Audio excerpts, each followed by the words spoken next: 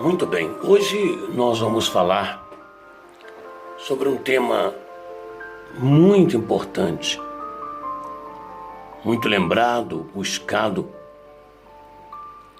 principalmente no mundo mais inferior, ou seja, o que é que eu quero dizer com mundo inferior e superior? Eu quero dizer que na vida, nesses dois pisos, nesses dois planos, quando o homem está no nível superior, ele pensa nele mesmo, e no de baixo, ele joga os restos. E quando o homem está no nível inferior, ele resiste até não aguentar mais e se submete às migalhas, odiando quem está lá em cima. De maneira que nem sempre esse ódio, essa revolta daquele que está no piso inferior é justificável, é verídica, é aceitável, porque ele criou, deixou ser criado isso. É como a parábola que Jesus ensinou, né? Que eles semearam o trigo e foram dormir. E veio o inimigo e semeou o joio. E ambos cresceram. Ao descobrir, disseram: nós não semeamos joio.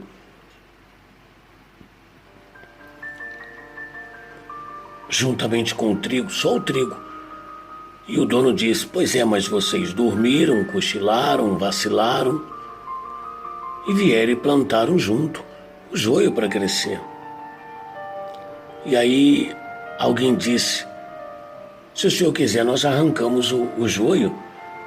E o dono disse: não, é melhor deixar, porque vai estragar a safra, vai estragar o trigo, porque ao tocar num vai estragar o outro. E quantos de nós deixamos o mal crescer? O ódio, a raiva, a dúvida, o medo, o desespero. E quando isso cresce, nós começamos a pensar: vamos arrancar esse mal? Mas aí parece que já está entranhado, né? Como aquele câncer, uma comparação ruim, mas real. Aquele câncer que a pessoa não foi no médico, não se tratou, não foi de ano em ano, pelo menos no médico, não fez prevenção. E quando ela vai no médico e descobre, já está todo enraizado. Só um milagre ou a morte mesmo. E nós vivemos assim, na dependência de milagres ou no medo de morrer, porque às vezes não valorizamos a vida que temos para viver no dia a dia. Você já ouviu aquela expressão que só dá valor depois que perde? Tem muita gente assim, né?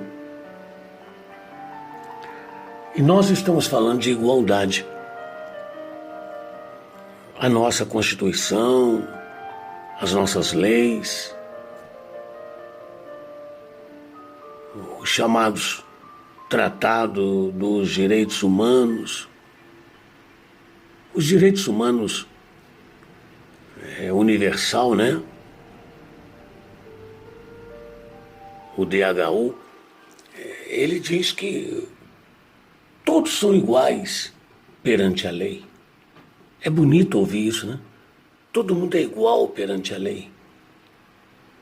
Mas a lei, será que ela é igual para todo mundo? Não, né? Não tem como. Senão seria uma grande injustiça. Todos são iguais perante a lei. Ou seja, todos podem ser inocentes ou culpáveis. Depende. Agora, a lei não pode ser igual para todos. Como assim, bispo? Ué, a lei que diz que se você matar, esquartejar o cadáver, ocultar, você vai receber 8, 10 anos de prisão Não pode ser a mesma lei para aquele que não matou, não esquartejou, não ocultou, não é assassino, né? Então a lei é específica, é para cada caso. Concreto, mas para cada caso. Eu nunca matei, eu nunca esquartejei, então essa lei não pode me atingir. Imagine se a lei é para todo mundo. Ela é para todos na medida que eu entro no campo, na seara dela. Mas todos são iguais perante a lei.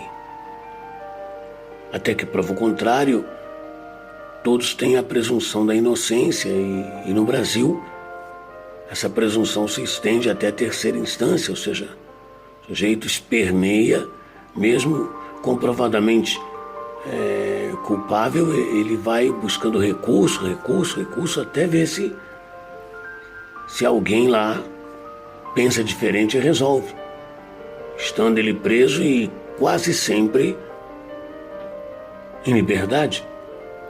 Mas não é sobre exatamente o tema jurídico que eu quero dizer. Eu quero dizer que a igualdade, principalmente no campo espiritual, ela é muito importante. Talvez na igreja seja um dos poucos lugares, eu diria o único, que você pode realmente ver a igualdade, porque na igreja a igualdade vem da lei para a pessoa, porque é Deus quem está falando, ou pelo menos deveria ser, né? Mas vamos falar de um sentido assim, são puro. Uma igreja séria, onde se reúnem pessoas com determinação que honra a Deus.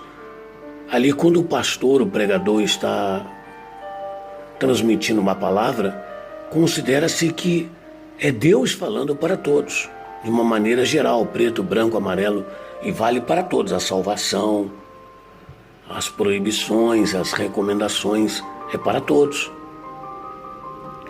Mas ao contrário, nem todos se posicionam com a igualdade da fé, da obediência. Você entendeu como o lado espiritual ele é diferente, quase oposto, não em resistência, não em atritos, mas em princípios. Porque perante um tribunal, as pessoas são diferentes. E por isso a lei se diz que todos são iguais, porque ali as diferenças acabam, rico, pobre.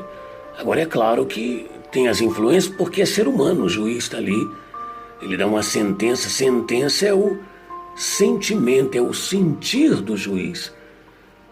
Para o juiz não errar numa sentença, que é o sentir dele, teria que ser não uma sentença, e sim uma espírito tensa, ou seja, é a espiritualidade, mas não é o sentimento do juiz. Então tem juiz que pensa de uma maneira, juiz que pensa de outra. Dizem até que o juiz é como, né, o bumbum do bebê. Você não sabe a hora que vai sair, a hora que o bebê vai sujar as fraldas. E você não sabe o que o juiz vai decidir. Às vezes você pensa uma coisa ou outra. Tem uma tendência, mas nem sempre. Mas na igreja, as coisas de Deus é diferente, porque Deus não está ali na igreja e entra um preto e ele vira a cara, entra um branco, ele vira a cara, entra um assassino, ele abaixa a cabeça, entra um dizimista, ele levanta a cabeça. Não, a palavra de Deus não pode estar ali na igreja para uns ou para outros, ela é para todos igualmente. Então, a graça, que é a lei de Deus, é para todos igualmente. E as pessoas não são iguais, mas elas são convidadas a se apresentarem numa posição de igualdade, ou seja, de arrependimento, de conversão, de sinceridade. Vamos pensar nisso, porque se realmente você manifestar na igualdade de Deus, você buscar o prazer na igualdade de Deus e se colocar em igualdade Senhor, nós estamos aqui na igreja, nós somos pecadores, nós somos falhos, nós te amamos, nós queremos a sua graça, o seu perdão, então vamos nos colocar em igualdade perante Deus.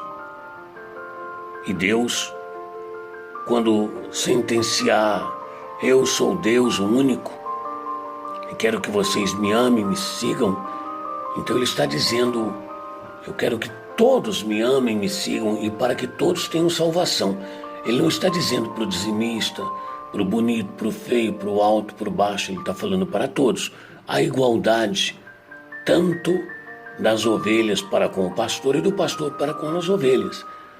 Na igreja é um local especial. Por isso Davi disse, eu me alegrei quando me disseram, vamos à casa do Senhor? Davi disse que nos átrios de Deus se encontra as respostas para a vida de um homem.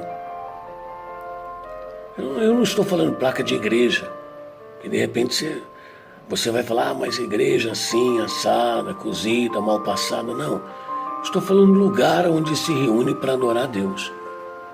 Tem lugares e lugares, né? Porque tem pessoas e pessoas. Mas eu quero dizer para você que é bem diferente de um tribunal. No tribunal vai o réu, né? Vai o juiz e vai o autor, e vai a vítima. Quer dizer, é um culpado, um inocente, um acusando, um defendendo, e o juiz analisando para julgar. E vai a defesa do A, a defesa do B, e um é contra o outro. Na igreja não, na igreja ninguém vai na igreja para dizer assim, aquela pessoa ali não vale nada, não é um lugar acusatório. E nem Deus usa a sua palavra para dizer, olha, você eu quero, você eu não quero. Não. Mas o reino de Deus é semelhante a um homem que joga a sua rede e busca e pega os peixes. Os peixes aproveitáveis, ele guarda, o que não é, ele devolve. Devolve talvez para manter o meio ambiente. Ou devolve porque não serve. E talvez não serve porque ainda não está na hora, né? Não tem aquele negócio, você pode pescar, aí eles medem o peixe, esse pode, esse não pode, esse leva, esse não leva, pelo tamanho, pela pesca proibida.